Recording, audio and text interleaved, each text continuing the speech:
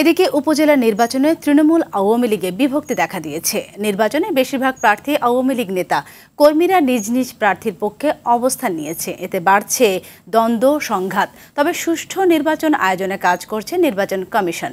সাধারণ ভোটাররাও চান ভোটের সুষ্ঠু পরিবেশ। জেলা প্রতিনিধিদের তথ্যছবিতে সৈয়দ মাহমুদের রিপোর্ট। উপজেলা পরিষদ নির্বাচনে প্রথম ধাপের ভোট গ্রহণের বাকি আর মাত্র ৩ দিন। শেষ সময়ে জমে উঠেছে নির্বাচনী প্রচার। একই সঙ্গে প্রকাশ্যে রূপ নিয়েছে আওয়ামী লীগের নেতাকর্মীদের দ্বন্দ্ব সংঘাত। সম্প্রতি পাবনার সুজানগরে উপজেলা আওয়ামী লীগের সভাপতি আব্দুল ওহাব এবং বর্তমান উপজেলা চেয়ারম্যান শাহিনুজ্জামানের কর্মী সমর্থকদের মধ্যে গোলাগুলি হয়। দুজন গুলিবিদ্ধ সহ এতে আহত হয় ৫ জন। একমাত্র ওয়ালটন এসি দিচ্ছে ১ বছরের রিপ্লেসমেন্ট গ্যারান্টি এবং কম্প্রেসারের ১০ বছরের গ্যারান্টি। ভোটের মাঠে পাল্টাপাল্টি অভিযোগ রয়েছে মৌলভীবাজারেও। এখানকার ৩টি উপজেলায় চেয়ারম্যান পদে ১৫ জন সহ মোট ৩৬ জন প্রার্থী লড়ছেন।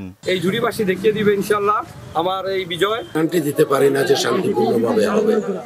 কিছুদিন আগে একজন উপজেলা প্রার্থীকে খুব বেশি টর্চার করা হয়েছে। পিরোজপুরেও জমে উঠেছে শেষ সময়ের প্রচার। ৩টি উপজেলায় নির্বাচনী মাঠে রয়েছেন ১০ চেয়ারম্যান প্রার্থী সহ ৩৩ জন। উপজেলা নির্বাচন নিয়ে বাংলাদেশ আওয়ামী লীগ থেকে যে নিষেধাজ্ঞা জারি করা হয়েছে যে সংসদ সদস্যদের পরিবারের আত্মীয় স্বজনকেও নির্বাচন করতে পারবে না, আমি মনে করি আমার বেলায় সেটি প্রযোজ্য হবে না। কেননা বিগত ৩৫ বছর ধরে আমি পারিবারিকভাবে আলাদা বসবাস করি। ছাত্রলীগ করতাম, পিরোজপুর সরকারি সরোয়ার্দী কলেজের ভিপি ছিলাম, ঠিক আছে, কিন্তু আমি কখনো মাদক, সন্ত্রাস, দুর্নীতি কোনো কিছুর সাথেই আপোষ করিনি। চট্টগ্রামের মিরসরাইয়ে অভিযোগ পাল্টা অভিযোগের মধ্য দিয়ে চলছে প্রচার। স্থানীয় কর্মীরা পছন্দের প্রার্থীর পক্ষ নিয়ে প্রচারে সরব রয়েছেন। সুষ্ঠু নির্বাচনের মাধ্যমে নির্বাচিত হবে বলে আমি আশা পোষণ করছি। তবে দ্বন্দ্ব সংঘাত পরিহার করে সুষ্ঠু ও শান্তিপূর্ণ নির্বাচন দেখতে চায় সাধারণ ভোটাররা। নির্বাচন কমিশনও সুষ্ঠু নির্বাচন উপহার দিতে বদ্ধপরিকর।